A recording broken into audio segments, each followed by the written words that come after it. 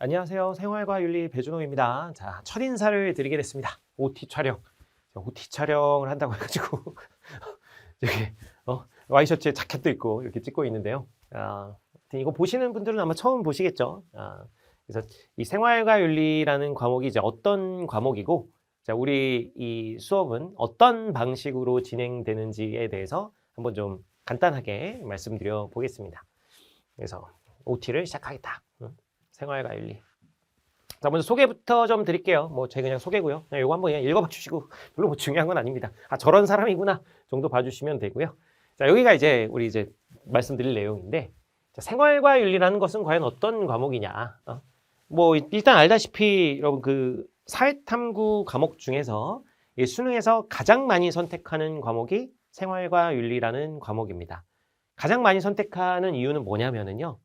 첫째로는 이 윤리적 관점을 현실에 적용하는 과목이라서 우리가 일상생활에서 혹은 뉴스에서 이렇게 접한 내용들을 주로 많이 다룹니다.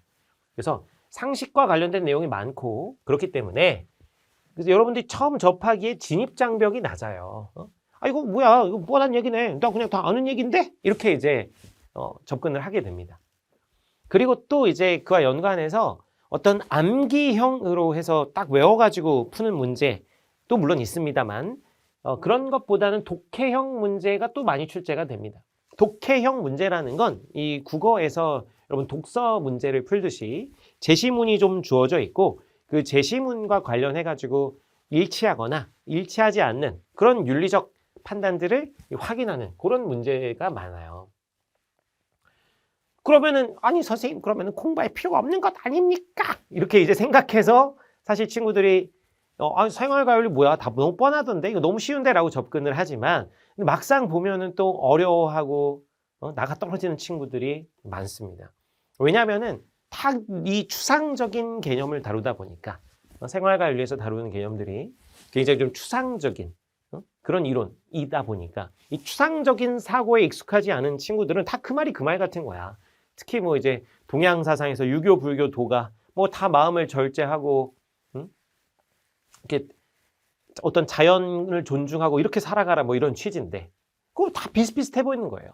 이제 거기서 디테일한 차이들을 우리가 판단해낼 수 있는 것이 중요한 과목입니다. 자, 그리고 이제 또 특징을 보면 단원별 주제와 관련된 여러 사상가가 등장해요. 이제 몇십 명 되는 사상가가 등장합니다. 물론 이제 그 사상가들의 사상들을 디테일하게 하나하나 다 들어갈 건 없습니다. 왜냐하면 생활과 윤리라는 건 윤리와 사상과는 다르게요.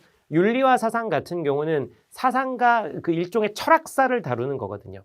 그래서 사상가 한 명 한 명 한 명 한 명 한 명 한 명 한 명 살펴보는 과목이 윤리와 사상인데 이 생활과 윤리 같은 경우는요. 이 윤리적 관점을 생활에 적용하는 것입니다. 그래서 우리가 현실 세계에서 이 생활을 하면서 느낄 수 있는 여러 가지 윤리적 쟁점들에 대해서 살펴보는 거예요. 그래서 그 쟁점들에 대해서 사상가들이 어떻게 판단을 하느냐 이걸 보는 겁니다. 그래서 예를 들면 어떻게 분배를 할 것이냐 이 현대사회에서의 어떻게 분배를 해야 정의로운 것이냐 약자를 우선적으로 해야 되느냐 아니면 평등하게 해야 되느냐 아니면 국가의 개입을 최소화해야 되느냐 등등등등 또 예를 들면 죽음이라는 걸 우리는 어떻게 바라봐야 되는 것인가 아니면 또 예를 들면 또 이 시민불복종이나 이 국가와 시민의 관계 이런 것들에 대해서 우리가 어떻게 바라봐야 될 것인가 그리고 원조를 할 때 우리가 어떻게 해야 될 것인가 국제사회 원조는 어떻게 해야 될 것인가 이런 것들 어떤 쟁점들 중심으로 정리해 놓은 과목이 생활과 윤리입니다. 그래서 이 쟁점들 주제와 관련된 여러 가지 사상가가 등장을 하는데 그래서 어떤 특정 주제에만 등장하는 한 번만 등장하는 그런 사상가들도 있지만 우리 어떤 철학사적인 윤리학적인 그런 큰 족적을 남긴 사상가들 같은 경우 누구야?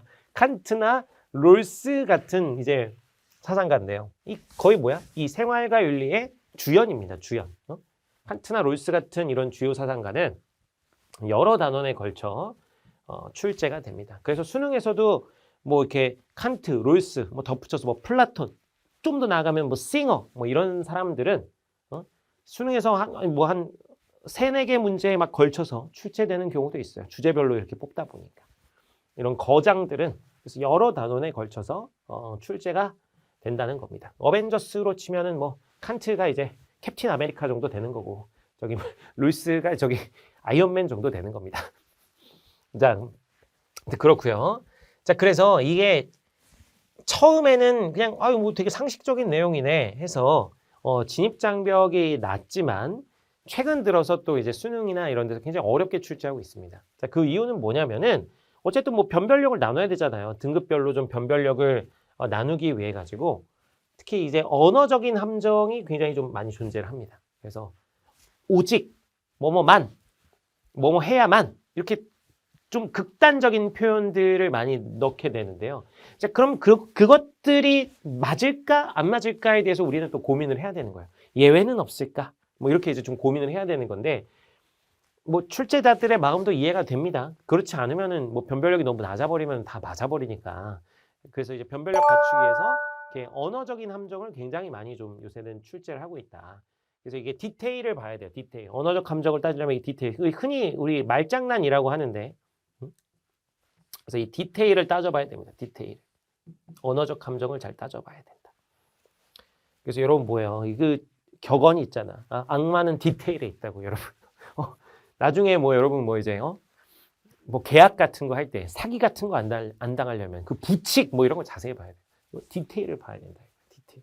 그래서 이제 언어적인 함정을 잘 피하는 연습이 매우 중요하다라고 이렇게 말씀드릴 수 있습니다. 자, 강의 특징을 한번 보시면은 자, 이제 오늘 어떻게 강의를 할 것이냐? 자, 여러분 처음 생활과 윤리를 접하는 사람이라고 생각하고 강의를 할 겁니다. 그래서 그럼 누구나 좀 편하게 들을 수 있는 그런 강의다.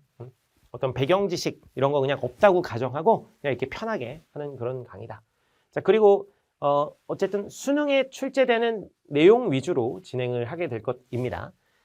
우리 이제 여러분 나중에 이제 생활과 윤리 공부하다 보시면 교과서도 보고 뭐 EBS에서 나온 수능 특강, 수능 완성 이런 것도 이제 보시게 될 텐데 이 생활과 윤리 단원이 굉장히 많고 내용도 굉장히 많지만 수능에서 어렵게 출제되고 좀 이렇게 단골 출제되는 파트는 확실히 정해져 있습니다.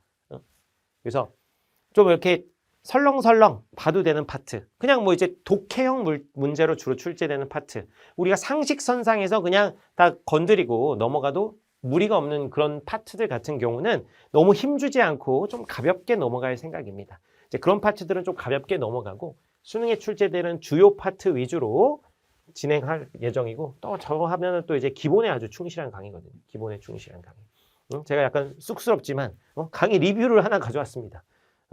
위에는 그냥 안 보셔도 되고 이게 뭐야 제가 요거 배준호 쌤 수업은 기본에 충실해서 너무 좋다. 제가 추구하는 거죠. 기본에 충실한 거. 이거 아저씨 보고 왜 귀엽다고 했는지 모르겠지만 자 어쨌든 기본에 충실한 강의. 제가 추구하는 수업은 기본에 화려한 거 뭐 이런 거보다는 기본에 충실한 게 제일 중요하다. 자 그래서 어떻게 할 거냐? 이제 출제되는 개념들에 대해서 간단하게 좀 설명을 드리고 간단하지만 이게 뭐 너무 뭐 이렇게 간단하다는 얘기가 너무 막 디테일하게 들어가서 뭐 엄청 뭐 배경이나 이런 거를 장황하게 설명하고 그런 건 안 할 거예요. 일단 근데 여러분이 알아야 될 개념에 대해서 정확하게 이해할 수 있게 설명을 드릴 겁니다. 근데 뭐 무슨 어떤 강사들처럼 막 본인의 배경 지식을 자랑하려는 그런 강의는 하지 않을 겁니다. 그냥 심플하고 여러분 최소한의 시간으로 이해할 수 있을 정도, 그 정도로 제가 개념 설명을 하고 또 이 생윤 같은 경우 너무 중요한 게 그동안 기출선지들 어떻게 출제됐나 분석하는 게 너무 중요하거든요. 그래서 핵심 기출선지들 OX로 정리해 보도록 하겠습니다. 그리고 이제 뭐 직접 한번 또 평가원 문제들 어떻게 출제된다 여러분이랑 같이 풀이 연습하는 거 이렇게 이제 구성을 해놨습니다. 그래서 심플하면서도 핵심적인 내용들은 다 다룰 그런 강의이기 때문에 처음 강의를 듣는 생활관리 공부를 처음 하는 사람이라고 하더라도 부담 없이 잘 접근해 주시면 되겠습니다. 그래서 처음에는 좀 어려울 수 있어요. 아까도 말씀드렸지만 추상적인 사고가 익숙하지 않은 친구들 특히 이제 윤리나 철학이다 이런 것들 다 눈에 안 보이는 것들을 주로 다루잖아요. 그런 걸 뭐라 그래? 형이상학이라 그래요. 형이상학. 눈에 안 보이는 것들을 다루다 보니까 이게 손에 와닿지가 않는 거예요.